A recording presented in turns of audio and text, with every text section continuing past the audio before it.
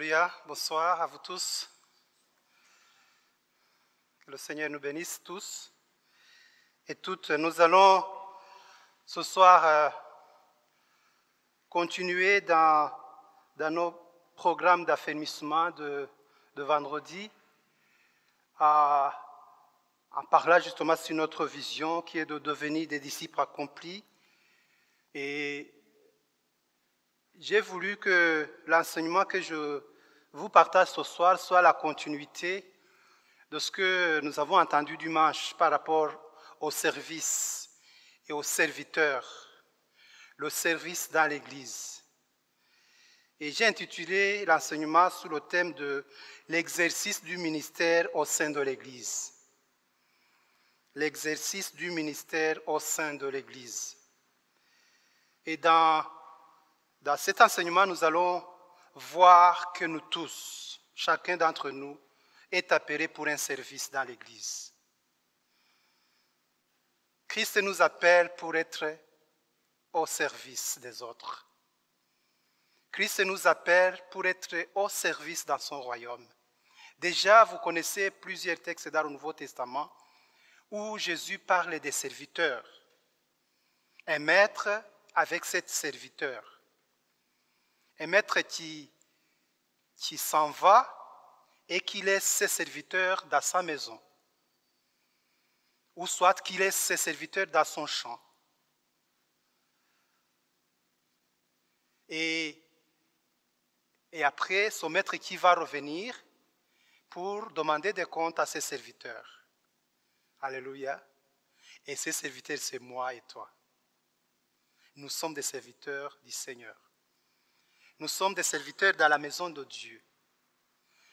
Nous sommes ici pour servir, pour rendre des services, pour être au service des autres. Et pour servir, ça veut dire qu'il y a des besoins. Il faut voir. Si par exemple c'est dans la maison et qu'il y a des choses à laver, il faut voir ça, qu'il y a des choses à laver. Il y a la vaisselle, il y a des habits qui sont sales. Ou soit il y a des araignées dans les coins de la maison. Tu ne peux pas voir des araignées et te réjouir des araignées dans la maison, n'est-ce pas? Il faut chercher quelque chose. Tu t'imagines, qu'est-ce que je dois faire? Soit je cherche une branche d'arbre, j'enlève, ou soit je prends de l'eau. Donc, parce que les araignées dans la maison, ce n'est pas bon. Ça ne convient pas. Le service. Pour servir, il faut avoir des yeux qui voient. Et je vais vous dire, un chrétien, quand nous sommes sauvés, Dieu nous donne des yeux qui voient. Et Dieu nous donne le cœur qui sent, qui connaît la volonté de Dieu. Et cela crée en nous le vouloir et le faire. Donc, en tant que chrétien, je vois ma soeur, mon frère qui est dans le besoin, je ne peux pas le laisser comme ça. Imaginez, des fois on est ici à la cour, il y a quelqu'un qui marche et qui ne sait pas où aller, il est en train on voit vraiment que c'est quelqu'un qui est perdu. Tu ne peux pas voir quelqu'un qui est perdu et puis le laisser comme ça. Au moins, tu dois l'approcher et lui dire, mais qu'est-ce que tu veux? Tu veux aller où? Tu lui indiques la rue. Tu lui indiques le lieu où il doit aller. Tu lui dis, c'est pas ici, c'est là-bas. Ça, c'est un service que tu fais. Alléluia. Et c'est la même chose dans l'Église. C'est la même chose dans l'Église. Quand nous avons été baptisés, quand nous avons reçu Jésus-Christ dans notre vie, en tant que chrétiens, Christ vient habiter à nous. Christ vient et il habite en nous. Et nous avons le cœur de Jésus-Christ en nous. L'amour de Jésus-Christ en nous. La grâce de Jésus-Christ en nous. La paix de Jésus-Christ en nous. Et cela nous transforme. Ça change nos façons de voir les choses. Ça change nos façons de nous comporter, de parler avec les gens. Et ça nous donne des yeux qui voient des réalités que les autres ne voient pas. Tu peux compatir avec l'autre. Tu peux te réjouir avec l'autre. Tu peux pleurer avec l'autre qui pleure. Tu ne te considères pas personnellement, mais tu considères l'autre.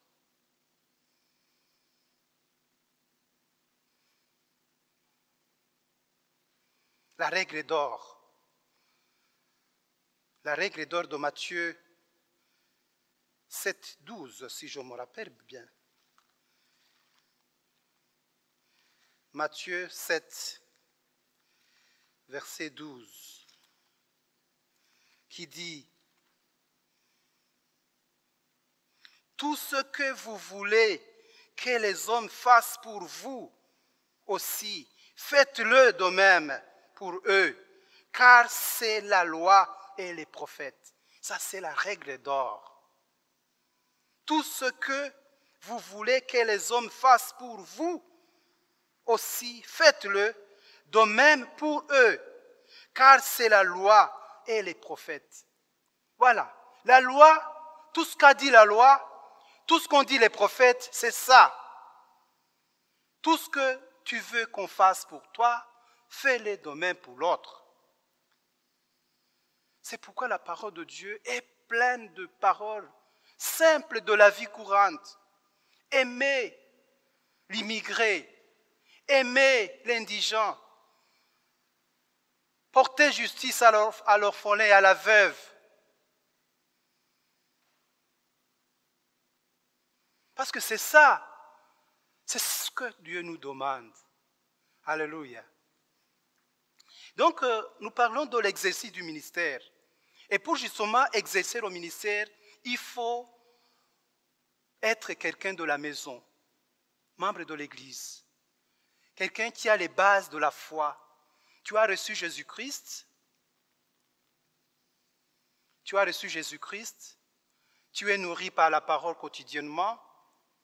Cette parole que tu te nourris quotidiennement, ça te donne la force de travailler, la force de marcher avec Dieu, de servir les autres, de mettre en pratique ce que tu apprends. Matthieu 7, 24 encore nous dit ceci. Matthieu 7, 24. Ainsi, quiconque attend de moi ces paroles et les met en pratique sera comparable à un homme prudent qui a bâti sa maison sur le roc. La pluie est tombée, les torrents sont venus, les vents ont soufflé et se sont portés sur cette maison et n'est pas tombée car elle était fondée sur le roc. Quelqu'un qui attend ces paroles et les met en pratique. Mettre en pratique la parole de Dieu. C'est dans le service que nous mettons en pratique la parole de Dieu. Alléluia. C'est en servant les autres. C'est en s'acquittant à un service, à un ministère dans l'Église que nous mettons en pratique la parole de Dieu que nous méditons jour après jour. Que l'on nous enseigne chaque fois quand nous venons dans la maison de Dieu. Parce que la parole de Dieu, elle est parole, mais elle est aussi acte. La parole de Dieu se matérialise. La parole de Dieu se matérialise. Nous sommes les fruits de la parole de Dieu. Nous avons été créés par la parole de Dieu. Et nous sommes là. L'univers est là parce que la parole de Dieu est sortie. Et aussi, nous travaillons, nous servons, nous exerçons des ministères parce que Dieu a parlé. Alléluia. La parole de Dieu dit, le Seigneur a parlé, tu ne prophétiserais. Alléluia. Le Seigneur a parlé. C'est Amos, hein? Vous connaissez ce texte. On le lit. Amos 3.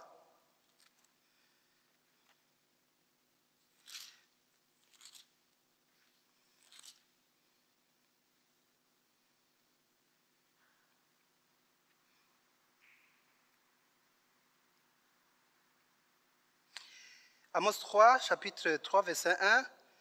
Écoutez cette parole. que l'Éternel prononce sur vous, Israélites, sur toute la famille que j'ai fait pour monter du pays d'Égypte. Je vous ai choisi, vous seuls, parmi toutes les familles de la terre. C'est pourquoi je vous demanderai compte de tous vos errements. Deux hommes marchent-ils ensemble sans en avoir convenu? Le lion rugit-il dans la forêt sans avoir une proie? Le lionceau pousse-t-il des cris du fond de sa tanière sans avoir fait une capture? L'oiseau tombe-t-il dans le filet qui est à terre sans qu'il y ait un piège? Le filet s'élève-t-il du sol sans qu'il y ait rien de pris? Sonne-t-il le corps dans une ville sans que le peuple soit en émoi? Arrive-t-il un malheur dans une ville sans que l'Éternel en soit l'auteur? Ainsi, le Seigneur l'Éternel ne fait rien sans avoir révélé son secret à ses serviteurs, les prophètes.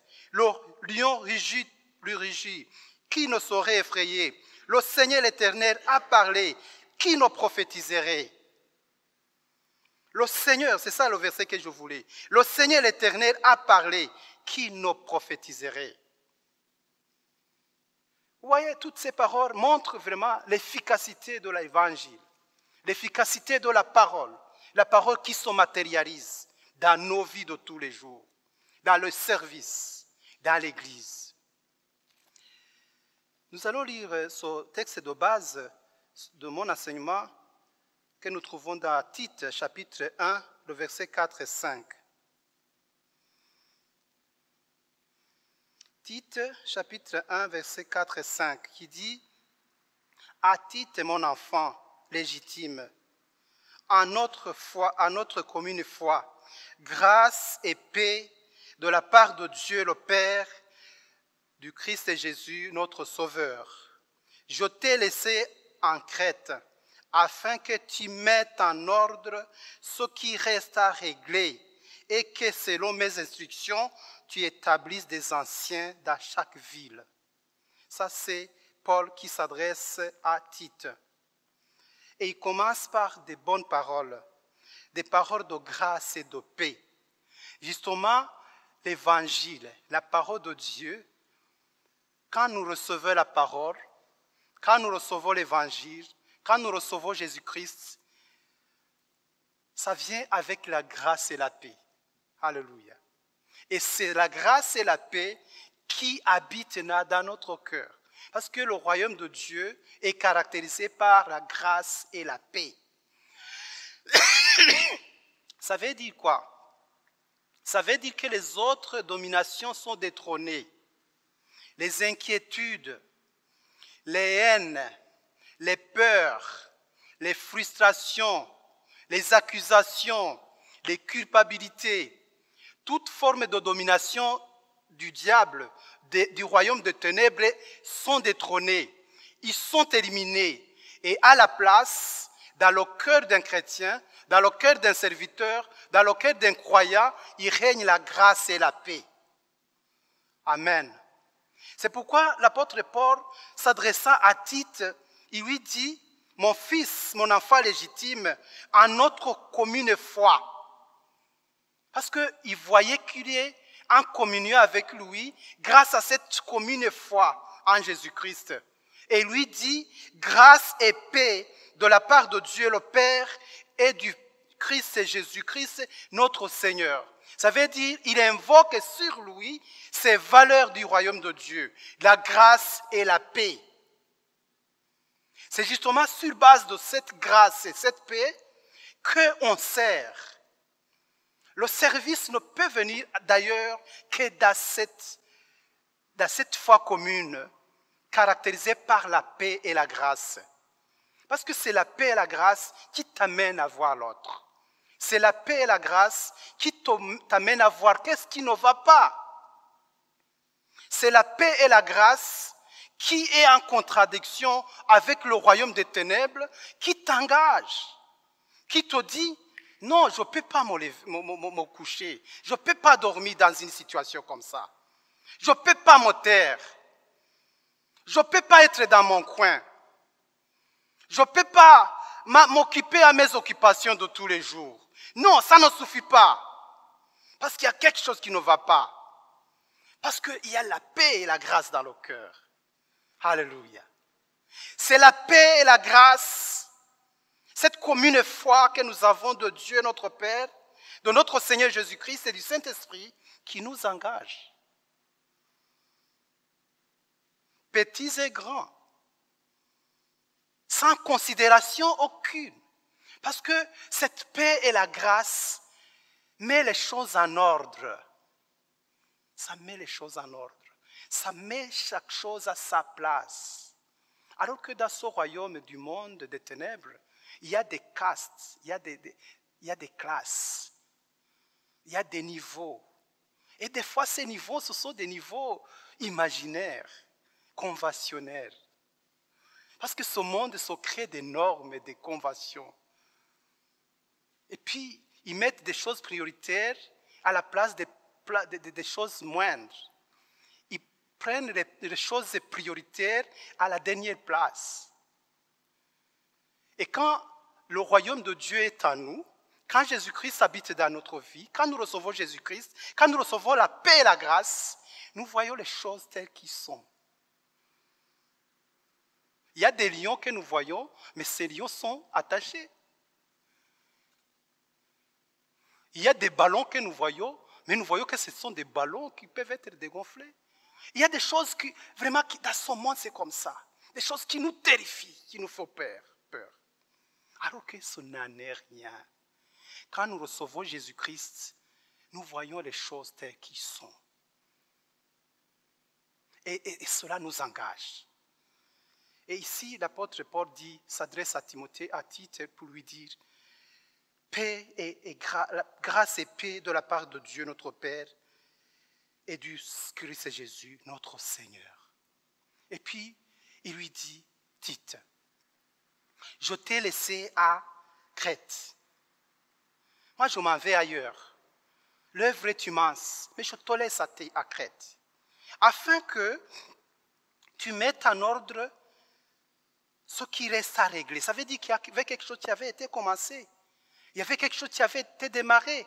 Mais l'apôtre Paul dit à Tite, vas-y, tu vas régler ça. Tu vas collaborer avec les autres. Tu vas mettre en ordre ce qui reste à régler. C'est ça le service. Tu vas t'impliquer dans le service. Tu vas faire ton ministère. Et le mot grâce est très voisin du don, le don. La grâce. La grâce, c'est le don gratuit. Et ce don gratuit vient de Dieu. Et l'image de ce don gratuit, c'est Jésus-Christ. Jésus-Christ nous a été donné comme une grâce sur grâce. Le Saint-Esprit nous est donné par grâce. Ce n'est pas par mérite. La grâce de Dieu, nous la recevons gratuitement. Et justement, quelqu'un qui a reçu gratuitement, donne gratuitement. C'est comme ça que nous devons comprendre le mot service. Le service, c'est quelque chose que tu donnes sans vouloir quelque chose de retour. Tu fais grâce, tu rends service, rendre service, c'est comme faire grâce à quelqu'un. Parce que tu as reçu gratuitement, aussi tu donnes gratuitement. Mais nous devons comprendre que la gratuité dans la Bible ne signifie pas quelque chose de moindre. Quelque chose qui est gracieuse ne signifie pas qu'il ne vaut rien. Jamais. Il est très cher. Il est aussi cher pour quelqu'un à qui tu rends grâce, service. Il est aussi très cher et très bénéfique pour toi qui s'occupe de ce service-là. Oui, ça ne se matérialise pas comme nous le voyons dans ce monde matérialiste. Mais nous voyons les grâces de Dieu, la paix de Dieu, l'abondance qui vient de Dieu est sur quelqu'un qui rend service.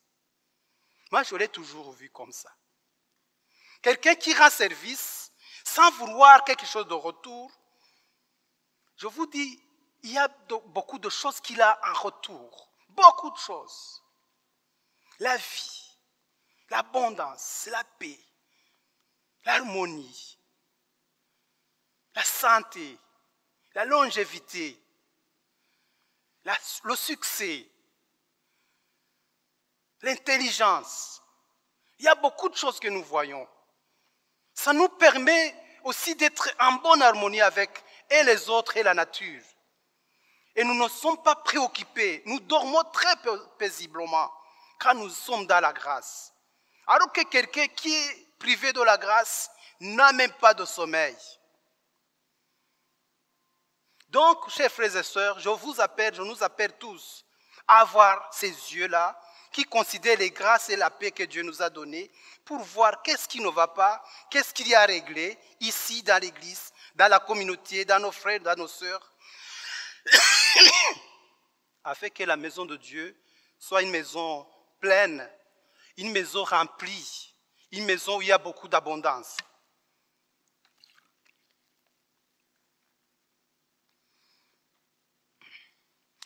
Parlons de deux sortes de ministères dans l'Église. Dans l'Église, tel que nous le lisons surtout dans les épîtres de Paul, nous voyons que les ministères ou les services sont de plusieurs niveaux. Mais ces différents ministères peuvent être regroupés en deux grands ministères, deux grands blocs de ministères. Nous allons d'abord lire le texte de Éphésiens chapitre 4, le verset 11. Voyons le premier bloc de ministères qu'on appelle communément les ministères de base dans l'Église.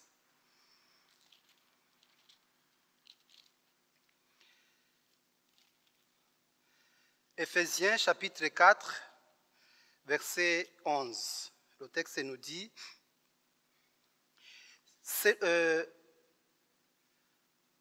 celui qui a donné, commençons par le verset 10, celui qui est descendu, c'est le même qui est monté au-dessus de tous les cieux, afin de remplir toutes choses. C'est lui qui a donné les uns comme apôtres, les autres comme prophètes, les autres comme évangélistes, les autres comme pasteurs et docteurs. Verset 12. Pour le perfectionnement des saints, car cela en vue de l'œuvre du service et de l'édification du corps du Christ, jusqu'à ce que nous soyons tous parvenus à l'unité de la foi et à la connaissance du Fils de Dieu, à l'état d'homme fait, à la mesure de la stature parfaite du Christ. Ça, c'est Éphésiens 4, versets 11 à 13. Nous lisons encore une fois le 1 Corinthiens, chapitre 12. Nous lisons le verset 28. Ou commençons par le verset 27. 1 Corinthiens 12, 27. Vous êtes le corps de Christ et vous êtes ses membres. Chacun part pour sa part. Et Dieu a établi dans l'Église, premièrement les apôtres, deuxièmement les prophètes, troisièmement les docteurs. Ensuite, il y a les dons des miracles et les dons de guérir, de secourir, de gouverner, de parler diverses langues. Tous sont-ils apôtres? Tous sont-ils prophètes? Tous sont-ils docteurs? Tous font-ils des miracles? Tous ont-ils des dons de guérison? Tous parlent-ils en langue? Tous interprètent-ils? Aspirez aux dons les meilleurs. Et je vais encore vous montrer une voie par excellence. Donc, dans ces deux textes, nous voyons que l'apôtre Paul parle des dons de base. Quand il dit premièrement, il y a les 5 ministères de base qui sont les piliers de l'Église. Parce que ce sont des ministères qui permettent à toute la communauté, à tout l'édifice, à toute l'Église, d'exercer des ministères sans lesquels les autres ministères ne peuvent pas s'exercer. Ce sont les ministères liés à la parole, ce sont les ministères liés au témoignage de Jésus-Christ, ce sont les témoignages liés à la prophétie, à la révélation de la volonté de la parole de Dieu. Ce sont les ministères liés à l'accompagnement de la communauté, à la croissance spirituelle des membres de l'Église. Ce sont des ministères liés à la mission et à l'évangélisation. Ce sont les 5 ministères, le ministère des missionnaires ou des apôtres, le ministère des docteurs ou des enseignants, gens qui enseignent la parole, les ministères pastoraux d'accompagnement et de croissance spirituelle de la communauté, le ministère de l'évangélisation, de l'évangéliste, de la propagation de la bonne nouvelle, du témoignage de Jésus-Christ. Ces ministères sont les bases, sont des ministères de base. Et le Saint-Esprit donne ces ministères. Ces ministères ne sont pas accordés aux catégories de personnes, comme c'était dans l'Ancien Testament. On peut dire que ces ministères étaient attribués à la tribu de Lévi. Mais aujourd'hui, dans le Nouveau Testament, ces ministères sont donnés gratuitement à tout un chacun qui l'aspire. Mais ça ne veut pas dire que tout est apôtre. Tout n'est pas pasteur, tout n'est pas évangéliste, tout n'est pas... Donc l'Esprit donne distinctement à chacun un don et un ministère particulier. Mais cela ne veut pas dire que toi, tu es privé de son ministère. Tu peux voir, discerner dans ton vécu, dans ton parcours avec le Seigneur, dans ta vie dans l'Église, que tu peux occuper, assumer tel ministère. Justement par rapport à la grâce et la paix que Dieu a déversée dans ton cœur. Et à ce que le Saint-Esprit te dit et fait dans ta vie. Ce sont des ministères de base. Des ministères qui défendent l'orthodoxie de l'Évangile. Des ministères qui refutent les erreurs et les égarements. C'est grâce à ces ministères que l'Évangile a tenu ferme jusqu'à aujourd'hui. À travers les persécutions, à travers les hérésies, à travers les philosophies venant de toutes parts. C'est grâce à ces ministères de la parole, de la prière, de la prophétie, de la révélation, de l'accompagnement des communautés, de l'évangélisation du missionnaire, que l'évangile est répandu dans le monde et que la vérité de Jésus-Christ est proclamée sans passer ni à droite ni à gauche. C'est grâce à ces ministères-là que la communauté, que l'Église est édifiée et que les autres dons dont nous allons voir maintenant peuvent s'exercer. Déjà, à partir de ce texte de 1 Corinthiens 12, nous avons vu les autres dons. Il y a des dons de miracles. Les dons de miracles, justement, qui témoignent la vérité de l'évangile qui est prêché. Parce que le miracle, ce n'est pas quelque chose d'extraordinaire. Le miracle vient pour témoigner la vérité de la parole prêchée. Le miracle n'est pas, on ne fait pas les miracles dans l'église comme on les fait, comme les font les magiciens, ou bien l'ont fait les magiciens égyptiens. Non, le miracle dans l'église, ça témoigne l'amour de Jésus-Christ dans la libération des gens. Le miracle, ce n'est pas quelque chose d'extraordinaire ou de curieux. Non, le miracle vient pour manifester la vérité de la parole. Si Jésus est Jésus qui guérit, il guérit le malade. Jésus, le ressuscité, il ressuscite les morts. L'évangile est matérialisé. Le miracle vient pour la continuité de la prédication de l'évangile. Le parler en langue, ça c'est la révélation de la parole de Dieu. C'est la révélation de la parole de Dieu, c'est la communion avec Dieu et aussi c'est le témoignage pour ceux qui ne croient pas. La guérison, sans parler d'autres dons, d'autres ministères, de services. service aux tables, les diacres. Les diacres qui devaient s'occuper des pauvres dans l'église. Dans l'église, il faut reconnaître la situation des gens. Les gens sont dans des situations différentes. Il y a des enfants qui doivent être éduqués, encouragés, instruits. Il y a des jeunes qui doivent être exhortés, conseillés, orientés. Il y a des personnes qui ont besoin d'être encouragées. Des personnes qui ont besoin d'être encouragées, qui sont déçues, qui sont malades, les veuves, les orphelins. Il y a des immigrés. Il y a des gens qui n'ont pas de parents, qui n'ont pas de relations. Ils doivent avoir un cadre d'amour. Et c'est les membres de l'Église qui ont la charge de tel ou tel ministère qui sont appelés à s'approcher de ces gens-là. Et en le faisant, ils exercent ces ministères dans l'Église. Ils exercent ces ministères dans l'Église. Mais pour que l'Église existe aussi, il y a des ministères qui sont là. La propreté. On a parlé de la propreté. Chaque fois, nous venons dans l'Église. Mais si nous venons dans l'Église et puis nous trouvons qu'il n'y a pas de place, ça serait catastrophique. Donc, dans l'Église, il faut des personnes qui voient cela. Comment le culte doit se faire. Comment la prière doit se faire. Où est-ce que les gens doivent s'asseoir. On doit accueillir les visiteurs. L'hospitalité.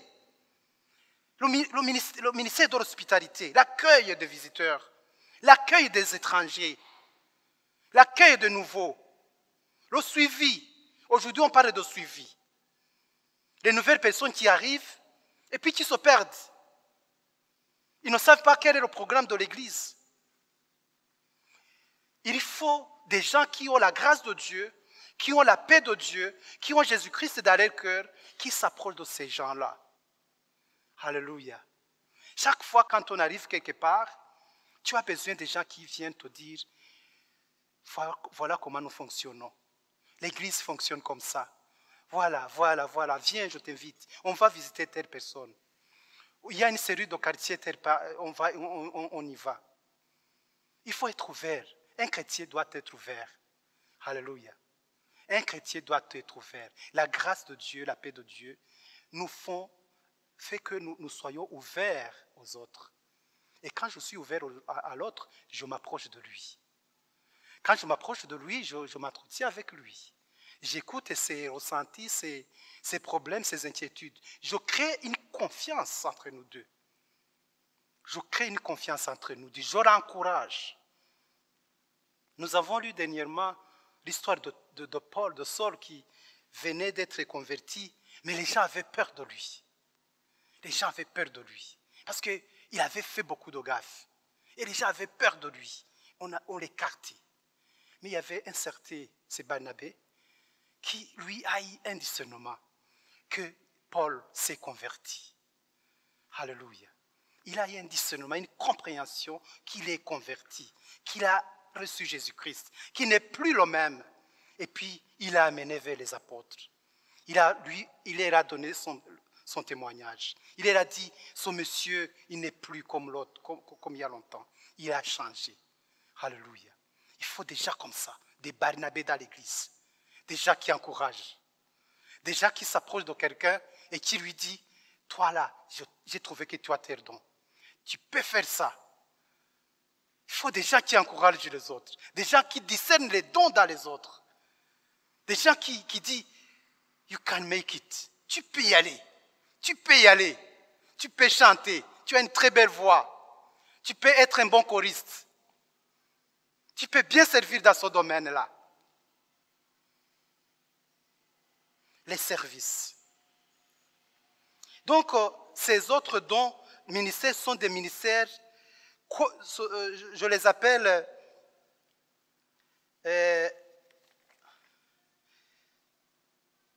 les ministères diversifiés des fidèles. Il y a ceux qui les appellent les ministères secondaires. Moi, je n'aime pas ce mot secondaire. Mais il y a ceux qui les appellent des ministères secondaires. Et les autres, des ministères de base. Mais ils ne sont pas secondaires dans l'importance. Non, ce sont des responsabilités. Ça, c'est presque comme les relations conjugales. Quelle est la place de l'homme et quelle est la place de la femme? Ce n'est pas question de supériorité ou d'infériorité, mais c'est de responsabilité. Dans l'Église aussi, il y a ces ministères de base, de la parole, de l'orthodoxie, de l'évangile, comme je viens de dire, mais il y a ces autres ministères que les uns appellent secondaires, mais des ministères diversifiés de tout un chacun. Que ce soit le parler en langue, que ce soit la guérison, que ce soit le faire des miracles, que ce soit la diaconie, le service des tables, l'hospitalité, le nettoyage, le technique, le multimédia, l'accueil, la générosité, tous ces dons-là, tous ces ministères, ils sont là pour l'Église. Pour cela, je vais peut-être, pour terminer aussi, lire ce texte de Romains chapitre 12.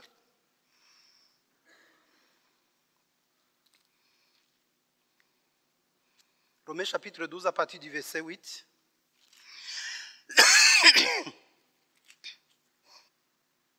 Qui dit,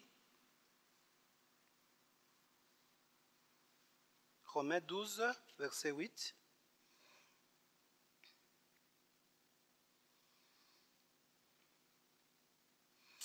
Celui qui exhorte, bon, je commence par le verset 6. Mais nous avons des dons différents selon la grâce qui nous a été accordée. Si c'est la prophétie, que ce soit en accord avec la foi. Si c'est le diaconat, que ce soit dans un esprit de service.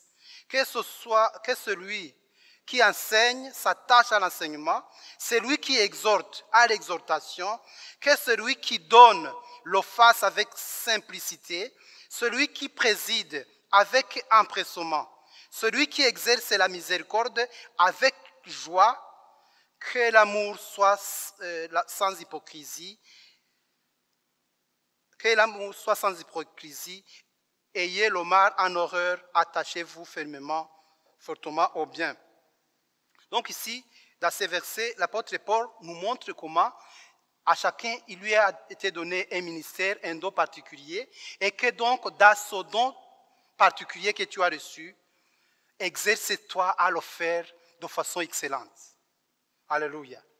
Exerce-toi à faire ce que le Seigneur t'a appelé de faire avec excellence. Donc, que celui qui enseigne, s'attache à son enseignement. Ça veut dire quoi? Ça veut dire qu'un enseignant, c'est quelqu'un qui ne s'improvise pas. C'est quelqu'un qui prépare son enseignement. C'est quelqu'un qui prie. C'est quelqu'un qui lit. Un enseignant, c'est celui-là. C'est quelqu'un qui prie, qui est en communion avec Dieu, qui a une révélation de Dieu. C'est quelqu'un qui lit la parole de Dieu, qui lit les commentaires. Qui lit les autres? Qu'est-ce que les autres ont écrit? Qu'est-ce que l'Église a enseigné il y a longtemps? Un enseignant ne doit pas se contenter de l'actualité. Un enseignant, c'est quelqu'un qui va même dans le passé. Parce que nous n'avons pas une parole nouvelle. La parole que nous avons, c'est la même parole qu'avait Paul. C'est la même parole que les pères de l'Église ont prêché. C'est la même parole que l'Église a prêchée il y a longtemps. Et nous devons rester dans cette orthodoxie de la parole. Les enseignants doivent avoir un temps pour lire, pour prier, mais aussi pour penser sur la communauté, penser sur l'actualité. Parce que l'enseignement aussi vient de cela. Vient de l'actualité. Vous vous rappelez, c'était le pasteur allemand qui disait, quand je prépare mon enseignement, j'ai un journal dans la main et la Bible dans l'autre main. Le journal, ça veut dire l'actualité. Quelle est l'actualité de la communauté? Qu'est-ce qui est d'aujourd'hui? Qu'est-ce que l'Esprit nous dit?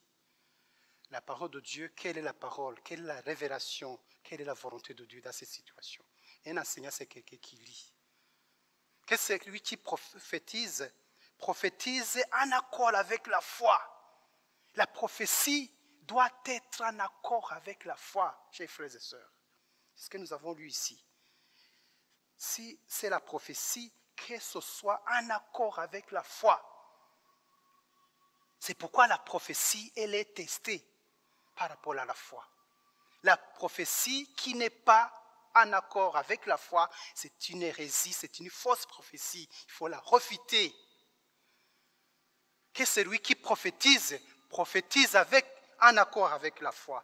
Que celui qui fait le diaconat, que celui qui fait le service, le fait avec un bon cœur, avec un esprit de service. Le diaconat, ça ne veut pas dire la supériorité. L'aide aux autres n'est pas synonyme à la bienfaisance. Ce n'est pas comme ces idées missionnaires du 19e siècle et 20e siècle, où tu viens avec quelque chose pour l'aider et ça devient une façon de montrer à quelqu'un que tu es au-dessus de lui. Non. Le vrai diaconat, le vrai service, c'est d'aider la personne à se relever et à être à ta taille. Et là, je pense que le CI comprend très bien. Le diaconat, le service, ne signifie pas la supériorité. Ce n'est même pas la bienfaisance. Non. Le vrai diaconat doit aider la personne à se relever, à être à sa dignité. Il y a beaucoup de choses à dire, mais ce que je veux dire, c'est qu'à chacun son ministère. Laisse que je dise une chose. Des fois, dans nos réunions du CP, il nous arrive à penser sur la communion fraternelle. Que les gens ne veulent pas accueillir les autres, ou bien ils veulent être accueillis, mais vraiment accueillir les autres avec ce dévouement-là, où quelqu'un se donne sans condition, ça manque dans notre communauté. Et on le voit.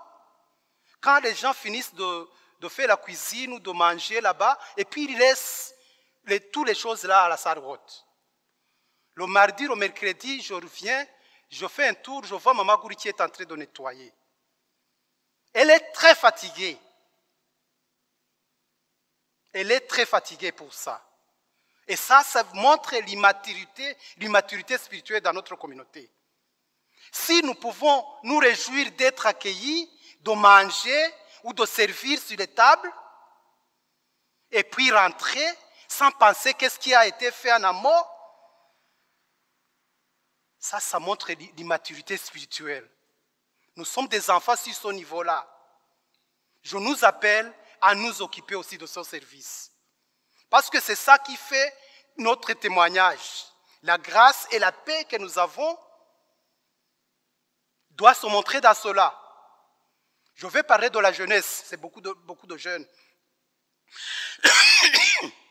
Quand il y a des camps ou des séminaires, et puis ils font descendre les matelas ici, ils les mettent dans la salle en bas.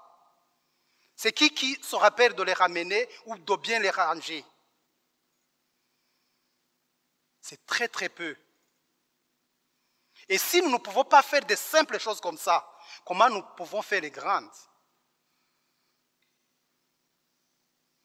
Laisse que je vous dise, il y a la parole de Dieu qui dit, si tu ne peux pas être fidèle dans peu de choses qui ne t'appartiennent pas, Dieu ne pourra jamais te confier les grandes choses qui t'appartiennent.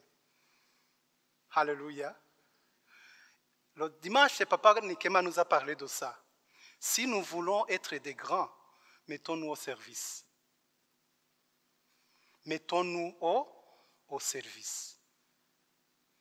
Il y a des très petites choses qui arrivent des fois. Même quand tu sors le dimanche ou quand tu viens et tu vois des petits mouchoirs qu'on a jetés ici et là, et tu les laisses. Ça veut dire qu'il te manque quelque chose. Il y a un discernement qui te manque de base. Prends ce mouchoir là, prends tes trucs, mettez à la poubelle, tu auras fait ton service. Et le Seigneur Dieu va te voir, il va te bénir, il va dire, ça c'est un enfant, c'est un bon serviteur, je peux lui confier de grandes responsabilités. Alléluia. Il y a des fois où nous nous limitons. Dieu veut nous élever, mais nous-mêmes, nous nous limitons. Pourquoi? Parce que nous nous montrons infidèles. Donc nous ne sommes pas dignes. Nous ne sommes pas dignes. Dieu veut nous voir dignes, chers frères et sœurs. Et cela, je le dis, ça ne demande pas l'âge. Ça ne demande pas l'âge. Ça ne demande pas le niveau scolaire. Ça ne demande rien. Ça demande seulement le cœur. Vous connaissez ce texte de la parole qui dit, le Seigneur Dieu est dans les cieux, il regarde sur la terre, il regarde s'il y a ne fût-ce qu'une seule personne. Qui fait la vérité, qui cherche la justice, qui fait ça? Il n'a pas trouvé. Quand il te trouve, il s'accroche à toi et vous partez. Alléluia. Que le Seigneur nous bénisse. Vraiment que le Seigneur nous donne à avoir ce cœur ouvert. Et ça ne vient d'ailleurs que sur cette grâce et la paix de Jésus-Christ dans notre cœur. Il faut nous réjouir de ça. Si nous prenons ça au sérieux, vous allez voir ce que ça va faire dans notre vie. Même dans notre avenir, même dans nos familles, même dans nos foyers. Parce que ces principes sont éternels. Ce ne sont pas des principes simples, ce sont des principes éternels. Ça te permet de bien gérer tes affaires, ça te permet de bien vivre avec les autres, le voisinage, ainsi de suite. Il y a ce qui est de cette vie présente et la vie à venir. Nous allons prier le Seigneur. Calvin, let's go!